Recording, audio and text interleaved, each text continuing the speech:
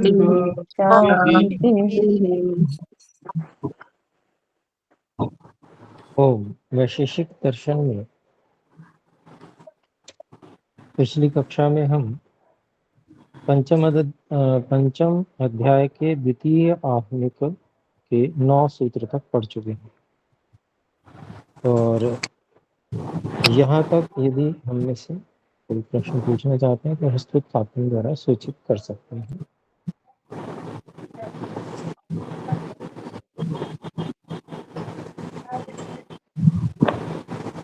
कोई प्रश्न नहीं है तो चलिए हम आगे बढ़ते हैं।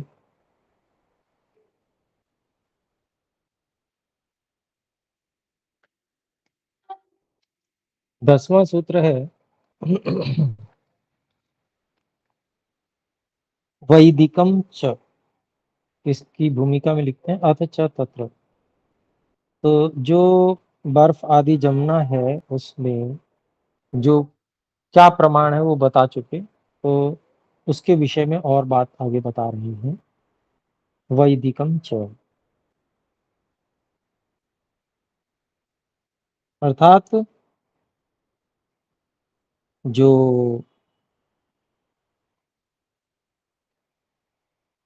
जल से बर्फ बनना है इत्यादि में जो अग्नि तत्व है उसका संयोग होता है। ये जो बात कही इसमें वैदिक प्रमाण भी है, वैदिक लिंग भी है। तो इसमें भाष्य देखते हैं हम। वैदिकम च वैदिकम वेदोक्तम वचनम च प्रमाणम अस्ति। वेदोक्त वचन प्रमाण है यजुर्वेद के 12वें अध्याय के 33वें मंत्र में। ओम अग्ने गर्भो अपामसि, इस प्रकार का है। थोड़ा सा भाग दिया है मंत्र का। आपस्ता अग्निम गर्भमादधीरन। तो अग्नि गर्भो अपामसि,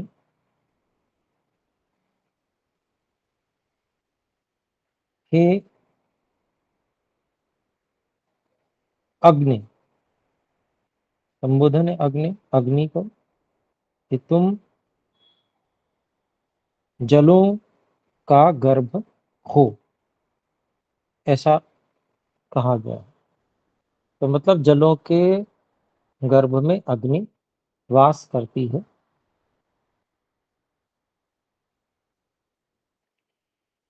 ये बात वेद में से भी सिद्ध है। और जो अगला वाक्य कहा है, ये वाक्य कहाँ का है ये तो प्रस्तुत नहीं किया गया है,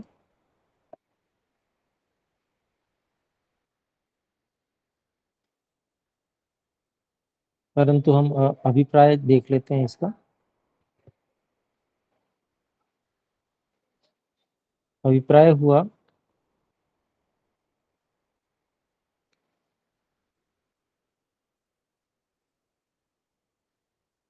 वह अग्नि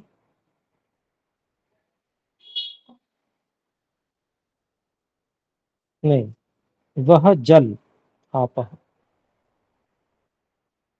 अग्नि को गर्भ में धारण कर लिया।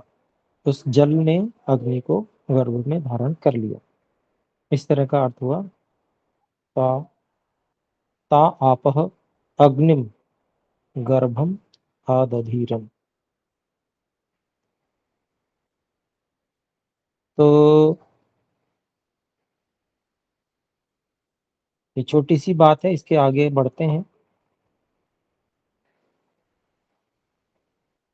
11वें सूत्र की भूमिका है अथ कथम स्फूर जथुर उत्पद्यते प्रसंगत उच्यते। तो जो बहुत गड़गड़ाहट गर्जना कैसे उत्पन्न होती है उसके विषय में प्रसंग आ जाने के कारण से कहते हैं। तो कह रहे हैं अपाम संयोगात विभागाच्च स्तनयित्नोः, ये 11वां सूत्र है। और इस सूत्र में कहा है कि बादल, अपाम यहाँ पर जल कौन से, जो आकाशस्थ जल है उनके लिए कहा गया है। तो जो बादल हैं आकाशस्थ जल रूप, उन बादलों के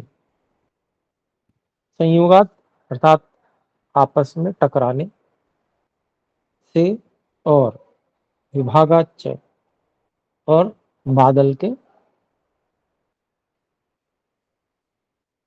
विभक्त हो जाने से अर्थात फट जाने से गड़गड़ाहट होती है।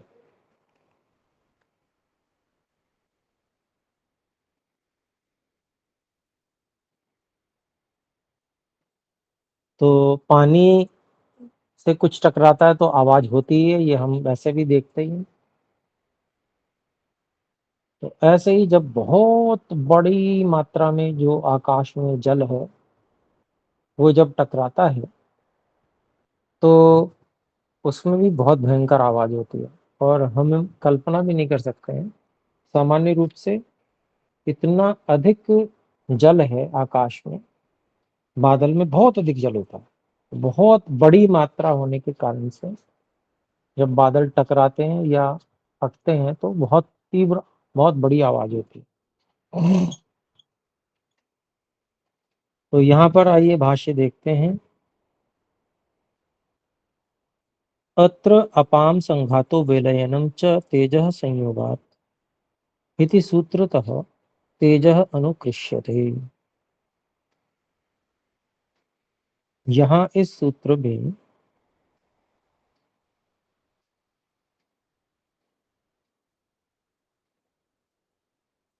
ये जो सूत्र है अपाम संघातो विलयनम च तेजः संयोगात्, 8वां, इस सूत्र से तेज की का अनुकर्षण किया जा रहा है।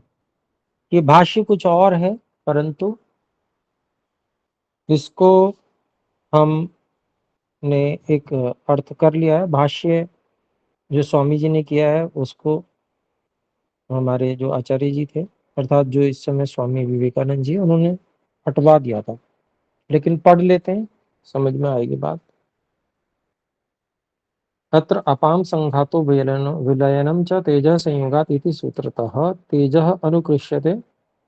तो इस सूत्र से, 8वें सूत्र से तेजः की अनुवृत्ति यहाँ पर ली जाती है। तच्च संयोग विभागयोर यथा क्रमम अपाम अस्ति, वह जो संयोग विभाग दोनों के क्रम के, जैसा जैसा क्रम है उसके क्रम के अनुसार, अपाम इति शब्देन, अपाम अर्थात जल का, जलों का, इस शब्द के द्वारा स्तनयित्नोः इति शब्देन सह अभिसंबध्यते।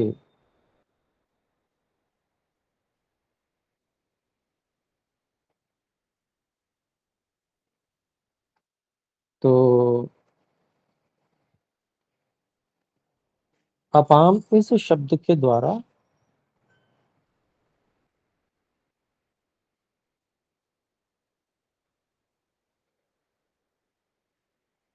स्तनयित्नोः इस शब्द के द्वारा इस शब्द के साथ में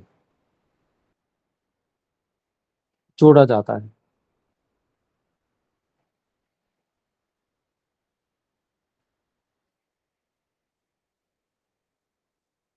तो एक बार संयोग के साथ में, जल के संयोग के साथ में स्तनयित्नोः इस शब्द के साथ में संयोग किया जाएगा, जोड़ा जाएगा। एक बार विभाग इसके साथ में जोड़ा जाएगा। आगे देखते हैं और बात स्पष्ट होगी। तथा कृत्वार्थ योजना खलु ईदृशी। तो इस प्रकार से जो शब्दों को लगाना है वो इस प्रकार से होगा, यत् कि अपाम संयोगात तेजसा सह अपाम संयोगात, अग्नि के साथ में जलों का संयोग होने से,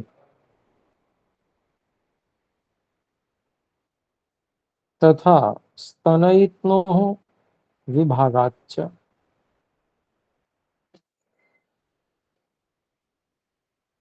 तो पहले संयोगात के साथ जोड़ा, तेजसा सह अपाम संयोगात। फिर क्या, तथा स्तनयित्नो विभागाच्च, और स्तनयित्नो विभागाच्च इसको जो है किस प्रकार से खोल रहे हैं स्वामी जी? स्वामी ब्रह्मबली जी, स्तनयित्नोः अर्थात मेघात। स्तनयित्नोः, ये जो शब्द है इसका अर्थ मेघ से ऐसा किया है। तेजसो विभागात, बादल से अग्नि का विभाग हो जाने से, विभागात। विभजनात् भवति स्फुरजथुर्गर्जनम, तो बादल से अग्नि का विभाग हो जाने से गर्जन होता है।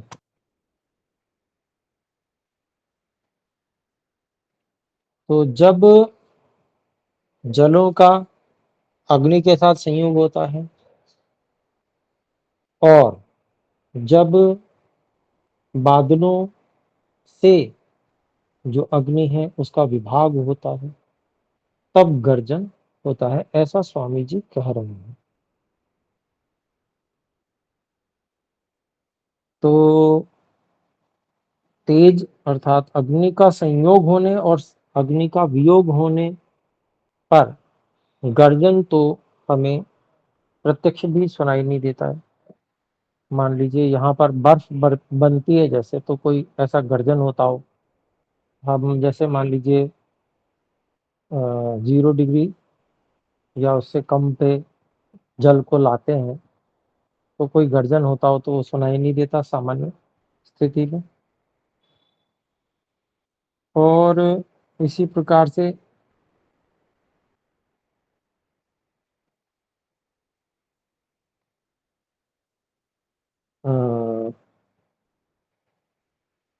अब जैसे जल को हम गर्म करते हैं तो भी कोई ऐसी गर्जना या बहुत तेज आवाज नहीं होती। तो जब छोटे स्तर पे नहीं होती तो बड़े स्तर पे भी संभावना नहीं लगती है, इस कारण से शायद कटवा दिया गया।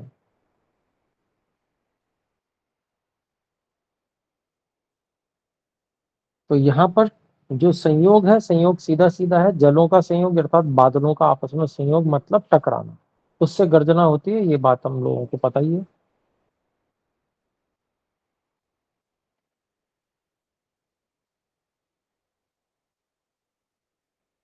तो आइए हम आगे बढ़ते हैं। पृथिव्याः कर्म अपाम कर्म च विधाय, पृथ्वी के कर्म और जलों के कर्म की बात करके, क्रम प्राप्तम तेजः कर्म वायु कर्म च व्याचष्टे, जो क्रम जिसका क्रम प्राप्त हुआ है ऐसे अग्नि का और वायु का कर्म के बारे में आचार्य कहते हैं। तो 12वां सूत्र है, पृथ्वी कर्मणा तेजः कर्म वायु कर्म च व्याख्यातम। अभिप्राय ये हुआ कि पृथ्वी के कर्म के समान ही अग्नि का कर्म और वायु का कर्म भी समझ लेना चाहिए। तो यहाँ पर भाष्य देखते हैं। तेजः कर्म वायु कर्म च पृथ्वी कर्मणा व्याख्यातम सूत्रस्थ पद है, इसको खोलते हैं। अति तपनम दिग दाहादिकम तेजः कर्म, बहुत अधिक तपा देना, गर्म कर देना, दिशाओं को जला देना, अर्थात दिशाओं में गर्मी उत्पन्न कर देना, ऐसा समझेंगे।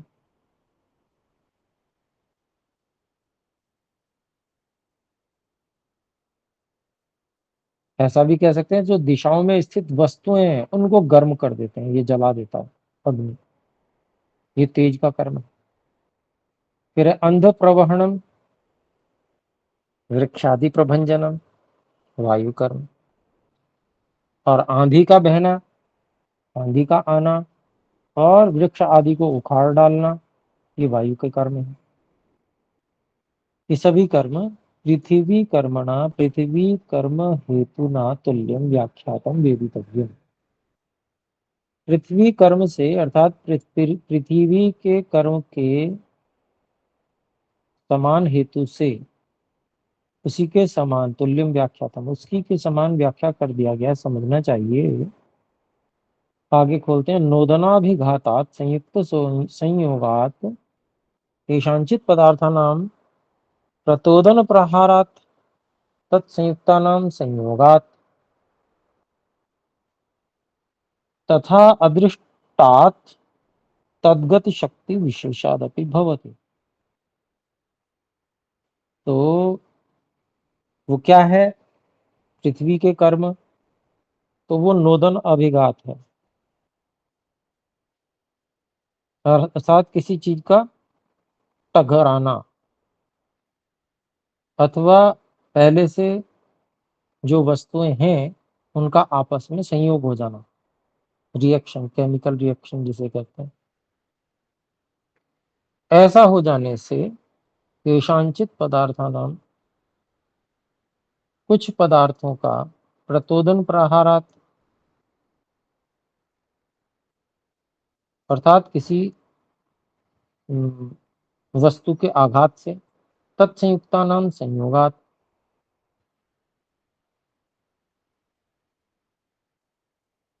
उससे जो संयुक्त जुड़ी हुई वस्तुएं हैं उनके संयोग से, तथा अदृष्टगत शक्ति विशेषाद, और जो अदृष्ट परमात्मा की शक्ति है उस शक्ति विशेष से भी ये सब कार्य होते हैं। तो ऐसे ही अग्नि का जो कर्म है वो भी अग्नि के संयोग होने से, टकराने से। अब जैसे सुनार है तो आग वो हवा से एक दिशा देकर किसी धातु, सोने आदि पर प्रहार करते हैं, उससे वो धातु गर्म हो जाती है। हमने देखा होगा, सुनार काम करते हैं अनेक बार। तो इस प्रकार से वो भी अभिघात है। ऐसे ही संयुक्त संयोग, कुछ केमिकल अगर उनके माध्यम से अग्नि का कर्म किया जाए, जैसे चूने में पानी डाल देते हैं तो खौलने लगता है, तो उससे भी जलाने का काम होता है। कोई हाथ डाल दे तो जल जाएगा।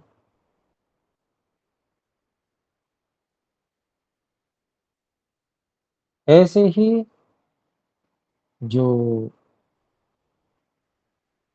फल आदि पकाते हैं तो वो परमात्मा की अदृष्ट शक्ति से होता है।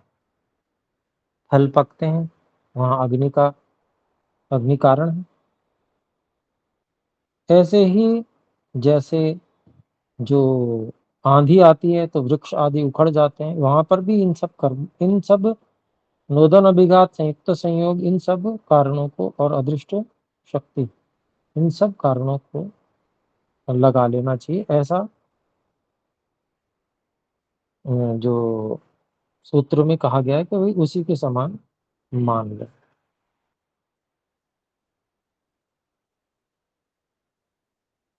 कच्चा अग्रिम सूत्र कथयति आचार्य, आचार्य जी मतलब आचार्य कणाद जी ने अगले सूत्र में इस बात को और स्पष्ट भी किया है। तो देखते हैं 13वां सूत्र।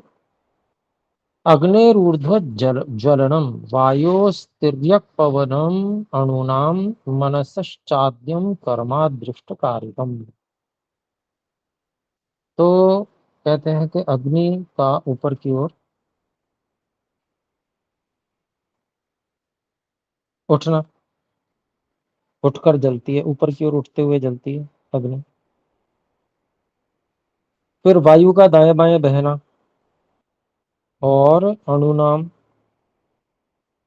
और अणुओं का, परमाणुओं का, और मनसः, मन का प्रथम कर्म, ये अदृष्ट कारितम, अदृष्ट शक्ति के कारण से होता है। वो अदृष्ट शक्ति परमात्मा की शक्ति है, ईश्वर ही वो कार्य करते हैं, अणुओं परमाणुओं की गति देकर और विशेष वस्तुओं का, जो प्राकृतिक वस्तुएं हैं उनका निर्माण होता है। ऐसे ही मन जो है, मन में भी कर्म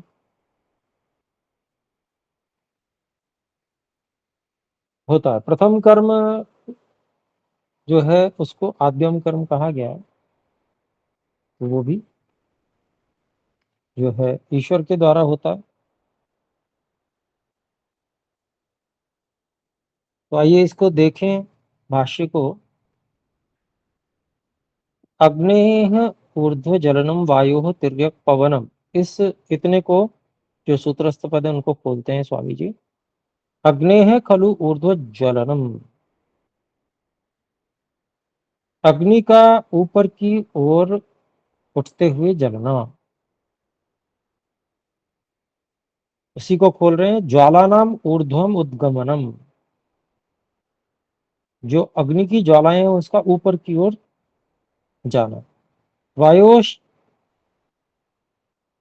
चेतस ततस तिर्यक भूय संचरणम कर्म। वायोः च इतः ततः, वायोश्च इतस्ततः तिर्यक भूय संचरणम कर्म। तो वायु का जो इधर उधर टेढ़ा होकर घूमना, बहना, ये जो कर्म है ये अदृष्ट कार्यक्रम है, ये अदृष्ट शक्ति के द्वारा किया गया है। इसको खोलते हैं। तदंतरगत नैजिक शक्ति कारितम, उसके अंतर्गत, अग्नि के अंतर्गत और वायु के अंतर्गत जो अदृष्ट शक्ति है उसके द्वारा ये कराया जाता है। तथा और अणुनाम मनसः च आद्यम कर्म अदृष्ट कारितम, इसको खोलते हैं। ये सूत्र पद थे, खोल रहे हैं स्वामी जी। अणुनाम सूक्ष्माणाम पृथिव्यादि परमाणु नाम मनसः च यत् आद्यम कर्म, अणुओं का, सूक्ष्म पृथ्वी आदि के परमाणुओं का और मन का जो प्रथम कर्म है, तदपि खलु अदृष्ट कारितम, वह भी निश्चय से अदृष्ट शक्ति के द्वारा कराया गया है। तो बता रहे हैं भाई प्रथम कर्म क्या है उसको। अणुनाम आद्यम कर्म द्वयणुकादि क्रमेण प्रवर्तनम, अणुओं का जो पहला कर्म है वो द्वयणुक आदि क्रम से उनका निर्माण करना। द्वयणुक बनाया, त्रसरेणु बनाया ईश्वर ने। ये जो भी प्रथम सब कार्य किया उसके बाद में फिर और बहुत सारी चीजें बनाई। तो ये जो कर्म है ये अदृष्ट परमात्मा के द्वारा किया गया। मनसश्च आद्यम कर्म संकल्प कामो वा इति सर्वम अदृष्ट कारितम, मन का जो प्रथम कर्म है, संकल्प है या कामना है, वह सभी अदृष्ट के द्वारा कराई गई। तत्र अदृष्टम ईश्वर शक्ति ही आद्य परमाणु कर्मणि,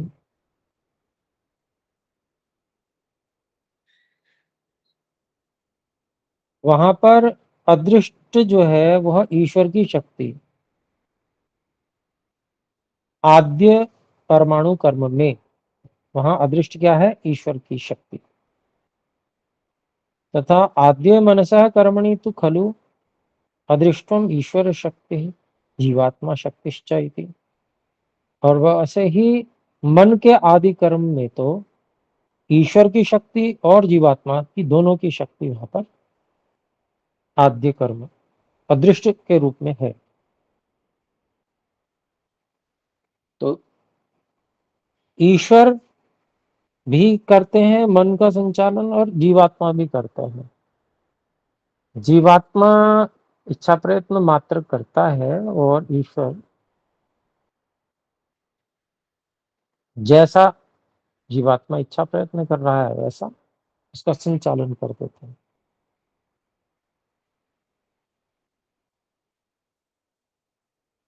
फिर आगे देखते हैं। अथ अनाद्य सांप्रतिके मनसः कर्मणि कारणम उच्यते,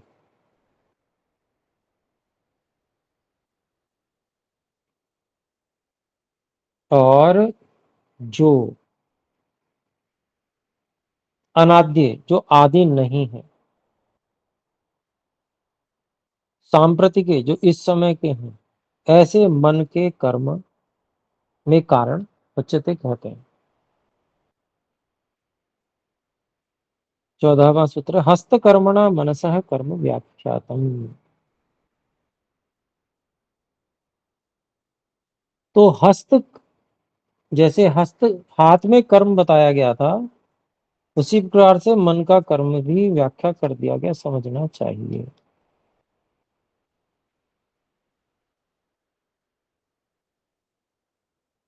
हाथ में जो पहला कर्म था वो तो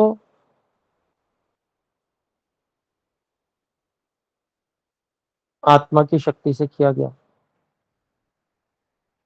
और उस हाथ के ऊपर उठाने के साथ मूसल हाथ से जुड़ा हुआ था, तो मूसल भी उठ गया था। लेकिन दूसरा जब कर्म, जब मूसल नीचे आके टकराया, टकराने के बाद फिर से वो टकराने के कारण से ऊपर उठा,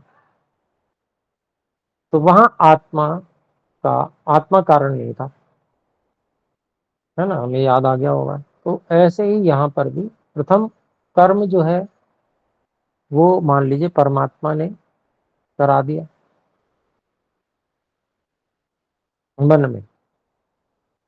अब उसके बाद में अब वो कहीं इधर टकरा रहा है, कभी उधर टकरा रहा है। थोड़ा आपको भी हंसी आ रही होगी, कि वास्तविकता यही है। मन, जिसको ड्राइवर, मन का जो ड्राइवर ठीक नहीं है, अच्छा ड्राइवर नहीं है, उसके मन के एक्सीडेंट हर समय ही होते रहते हैं।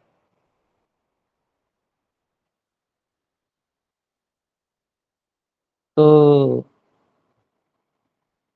वो जो बाद वाले कर्म हैं, वो अनियंत्रण, अर्थात नियंत्रण न आने के कारण से होते हैं। मन पर नियंत्रण करना आता नहीं है, इसलिए होते हैं।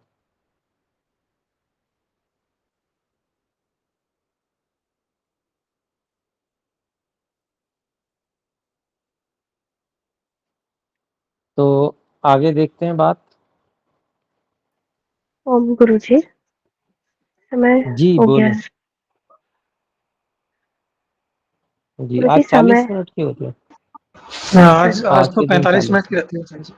40-45 मिनट जी की ठीक है रहती है, गुरु आज जी, रविवार है ना। मतलब जी जी, जी शनिवार रविवार हम थोड़ा अधिक समय कर लेते हैं कक्षा, बाकी मंगलवार बुधवार को तो 30 मिनट ही रखते हैं। जी, तो यहाँ पर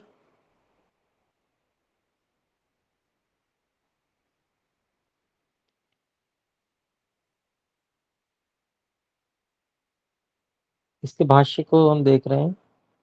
मनसा सांप्रतिकम कर्म तो हस्तकर्मणा व्याख्यातम वेदितव्यम।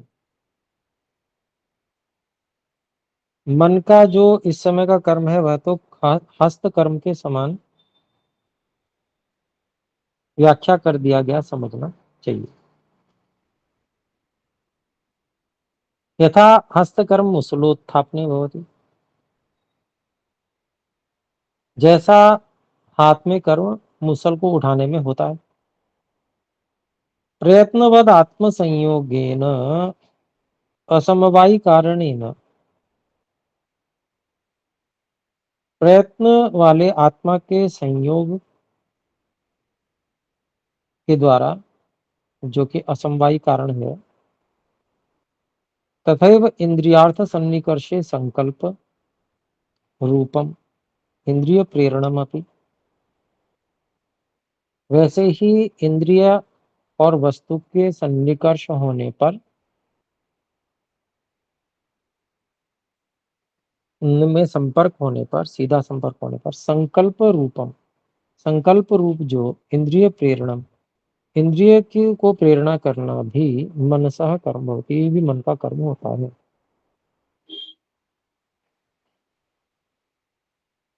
तो स्वामी जी ने बहुत विस्तार से यहाँ नहीं रखा है, लेकिन अपने लोग समझ सकते हैं। जब महर्षि कणाद जी ने हस्तकर्म के समान बता दिया तो दोनों प्रकार के हस्तकर्म यहाँ समझ सकते हैं कि एक तो नियंत्रण पूर्वक भी कर्म होता है और फिर नियंत्रण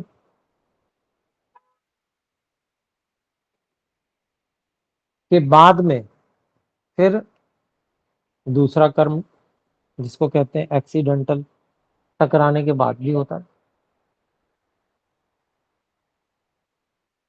अनियंत्रण की स्थिति में जो व्यक्ति नियंत्रण करना जानता है वो तुरंत नियंत्रण कर लेता है,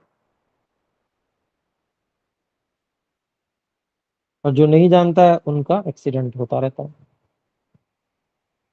एक छोटी सी बात कोई व्यक्ति सोचता है, कोई छोटी सी सूचना मिलती है, फिर उसके बाद में वो उससे संबंधित और जो जो उसमें वस्तुएं आती हैं उससे संबंधित, जिसको कहते हैं कभी कहीं कुछ विचार उठाने लगता है। जैसे मन में जो जो बातें आती हैं तत्संबंधित विचारों को उठाता रहता है।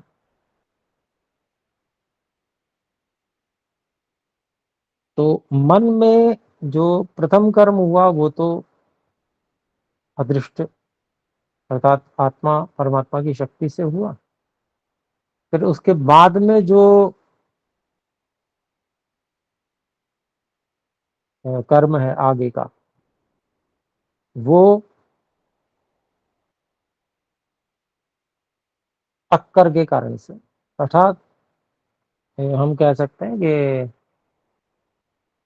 जो संस्कार उठाए उनमें से ही फिर चेन बनाते चले जाते हैं। एक आपने कहानी सुनी होगी कि एक व्यक्ति को कहा कि भाई आप भाषण बोलो, आपको भाषण देना है। तो उसने कहा भाई भाषण देना तो मुझे आता नहीं है। तो उसको बताया कि भाई देखो, बात में से बात निकालते जाओ, भाषण तैयार हो जाता है। तो उसने जो है उसी प्रकार से भाषण देना शुरू कर दिया। जो बात हो रही होती उसमें कोई शब्द पकड़ के अगली बात कह देता था, अगली बात बोली उसमें से कोई बात, कोई शब्द आया उसको पकड़ के फिर अगली उससे कोई बात कह दी जो उसकी जानकारी में है। तो ये तरीका है ना, यही मन की स्थिति, सामान्य व्यक्ति के मन की स्थिति ऐसी ही होती है। तो मन जो है वो एक बार मन को गति दी और फिर मन जो है उसको चक्कर खिलाए रहता है व्यक्ति को।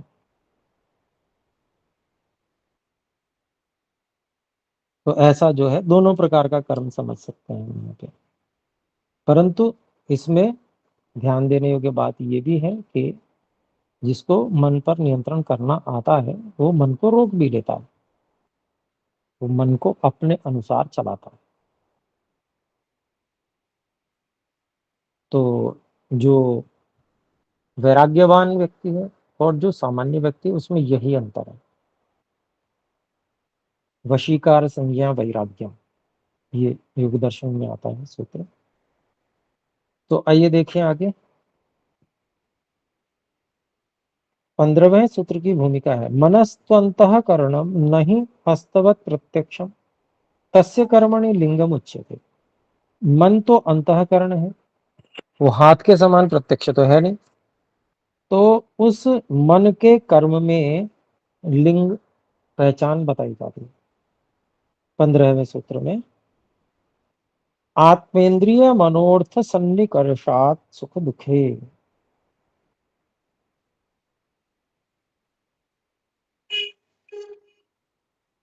तो कह रहे हैं कि आत्मा, इंद्रिय और विषय के संयोग विशेष से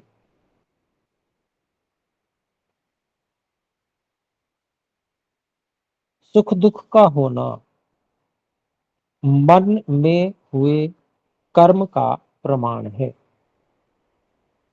मन में कर्म हुआ इस बात का प्रमाण है।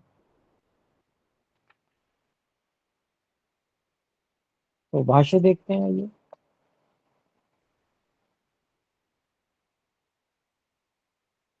सन्निकर्ष संयोग विशेष। बताते हैं कि सन्निकर्ष क्या है, संयोग विशेष, विशेष प्रकार से विशेष संयोग होना। फिर है आत्मा मनसा सह सन्निकृष्यते, आत्मा मन के साथ में जुड़ता है अर्थात संयोगम लभते, संयोग प्राप्त करता है। फिर कहते हैं मनस्तु इंद्रियण सह सन्निकृष्यते, मन जो है वो इंद्रिय के साथ जुड़ता है, संयोगम लभते, एक ही बात है। इंद्रियम अर्थेन सह सन्निकृष्यते, इंद्रिय जो है वस्तु के साथ में संपर्क में आता है, संयोगम लभते, बात एक ही है।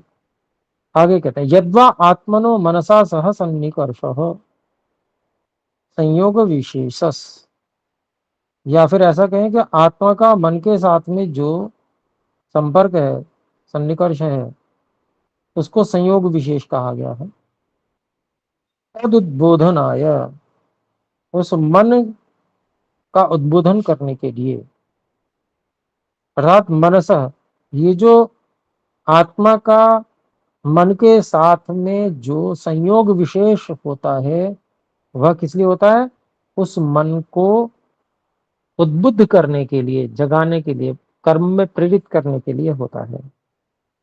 मनसा खलु इंद्रियण सन्निकर्ष, मन का इंद्रिय के साथ में सन्निकर्ष अर्थात संपर्क, संयोग, संयोग तत्प्रेरणाएं, उस इंद्रिय को प्रेरित करने के लिए होता है कि इंद्रिय जो है आगे बढ़े विषय से संपर्क करने के लिए।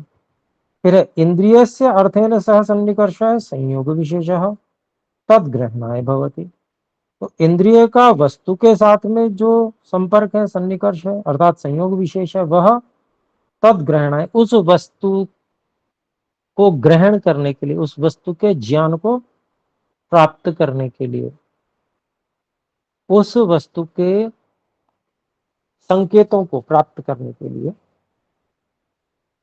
होता है।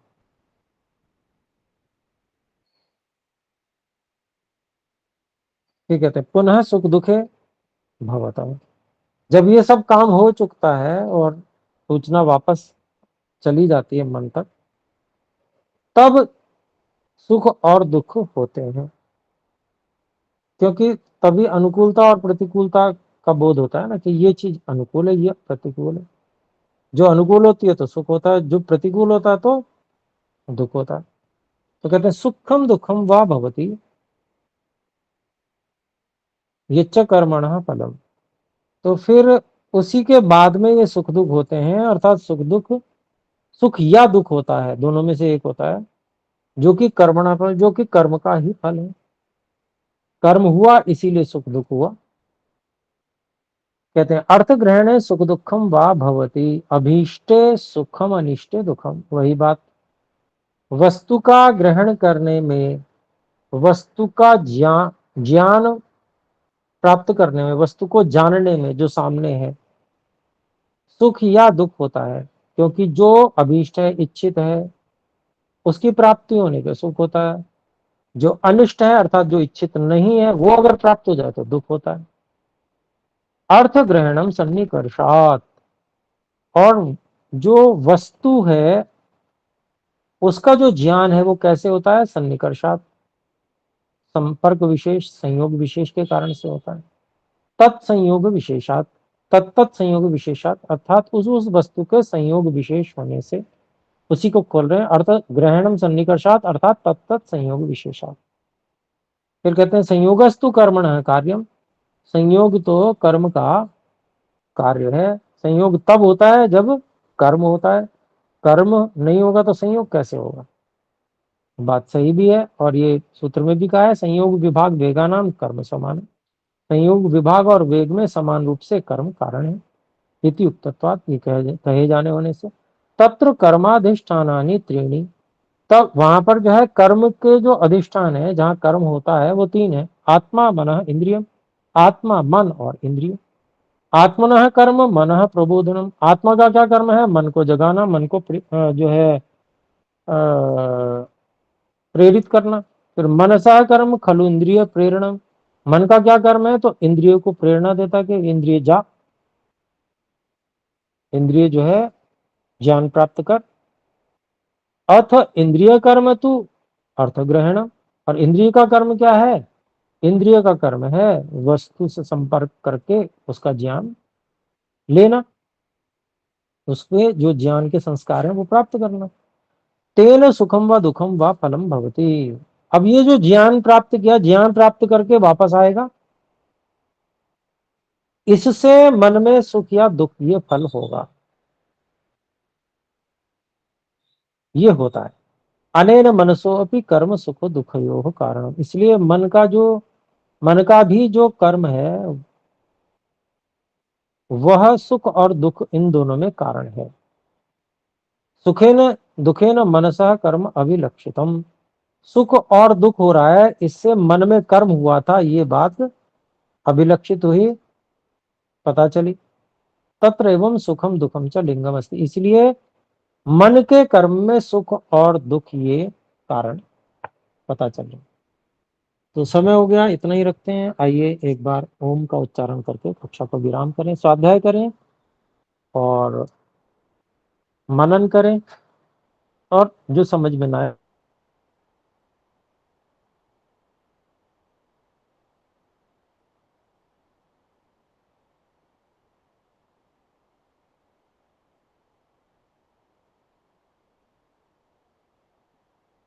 आए तो अगली कक्षा में पूछें।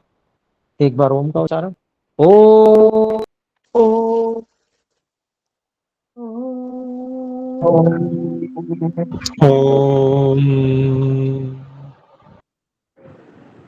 सादर नमस्ते गुरुजी।